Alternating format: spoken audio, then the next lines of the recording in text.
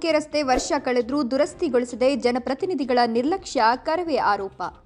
ಹನೂರು ತಾಲೂಕಿನಿಂದ ತಮಿಳುನಾಡು ಕಡೆಗೆ ತೆರಳುವ ಮುಖ್ಯ ರಸ್ತೆಯು ಒಡೆಯರಪಾಳ್ಯದ ಟ್ರ್ಯಾಕ್ಟರ್ ಗ್ಯಾರೇಜ್ ಸಮೀಪದಲ್ಲಿ ಕುಸಿದು ಬಿದ್ದು ಹಾಳಾಗಿ ಸಂಚಾರಕ್ಕೆ ಅಡಚಣೆ ಉಂಟಾಗಿ 1 ವರ್ಷ ಕಳೆದಿದೆ. ರಸ್ತೆ ಬದಿಯಲ್ಲಿ ದೊಡ್ಡ ಗುಂಡಿ ಬಿದ್ದಿದ್ದು ಅನಾಹುತಕ್ಕೆ ಎಡೆ ಮಾಡಿಕೊಟ್ಟಿದೆ. ಸಂಬಂಧಪಟ್ಟ ಜನಪ್ರತಿನಿಧಿಗಳು ಹಾಗೂ ಇಲಾಖೆಗೆ ದುರಸ್ತಿಗೊಳಿಸುವಂತೆ ಮನವಿ ಮಾಡಿದ್ರೂ ಗಣನೆಗೆ ತೆಗೆದುಕೊಳ್ಳದೆ ಕೇವಲ ಬ್ಯಾರಿಕೇಡರ್ಗಳನ್ನು ಇಟ್ಟು ಯಥಾಸ್ಥಿತಿ ಕಾಪಾಡಿಕೊಂಡು ಬಂದಿದೆ. ಇಲ್ಲಿ ಪ್ರಯಾಣಿಸುವ ವಾಹನ ಸವಾರರು ಭಯದಲ್ಲೇ ಚಾಲನೆ ಮಾಡಬೇಕಾದ ಪರಿಸ್ಥಿತಿ ಬಂದಿದೆ. ಮುಖಾಮುಖಿ ವಾಹನಗಳು ಈ ಸ್ಥಳದಲ್ಲಿ ಎದುರಾದರೆ ಅವಘಡವಂತೂ ಕಟ್ಟಿಟ್ಟ ಬುತ್ತಿ. ಹಾಗಾಗಿ ಸಂಬಂಧಪಟ್ಟ ಲೋಕೋಪಯೋಗಿ ಇಲಾಖಾ ಅಧಿಕಾರಿಗಳು ಈ ಬಗ್ಗೆ ಸೂಕ್ತ ಕ್ರಮ ತೆಗೆದುಕೊಳ್ಳುವಂತೆ ಕರ್ನಾಟಕ ರಕ್ಷಣಾ ವೇದಿಕೆ ಹನೂರು ತಾಲೂಕು ಅಧ್ಯಕ್ಷ ನೇಮತ್ ಪಾಷಾ ಮತ್ತು ಪದಾಧಿಕಾರಿಗಳು ಹಾಗೂ ಸ್ಥಳೀಯ ನಾಗರಿಕರು ಆಗ್ರಹಿಸಿದ್ದಾರೆ.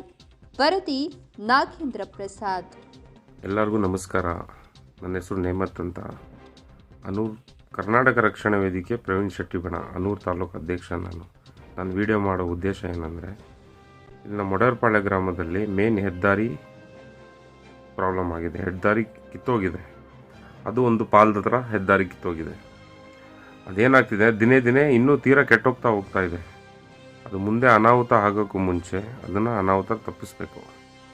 ನಾವು ಕಿತ್ತೋಗಿ ಹೇಳ್ಬೇಕಂದ್ರೆ ಒಂದು 6-7 ತಿಂಗಳಾಗಿದೆ. ನಾವು ಅದಕ್ಕೆ ಸಂಬಂಧಪಟ್ಟವ್ರಿಗೆ ಮುಡಿಸಿದ್ದೀವಿ. ಹಂಗೂ ಅದ್ರ ಬಗ್ಗೆ ಯಾರೂ ಗಮನ ಹರಿಸ್ತಾ ಇಲ್ಲ.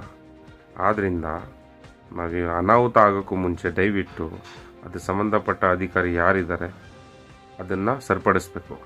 ಇಲ್ಲ ಅಂದರೆ ನೋಡಿ, ಕರ್ನಾಟಕ ರಕ್ಷಣಾ ವೇದಿಕೆ ಪ್ರವೀಣ್ ಶೆಟ್ಟಿ ಬಣ ಇದನ್ನು ತೀರಾ ನಾವು ಖಂಡಿಸ್ತೀವಿ. ಮುಂದೆ ಅನಾಹುತ ಆದರೆ ನೀವೇ ಜವಾಬ್ದಾರ ಆಗ್ತೀರಾ. ಅದಕ್ಕೆ ನಮಸ್ಕಾರ.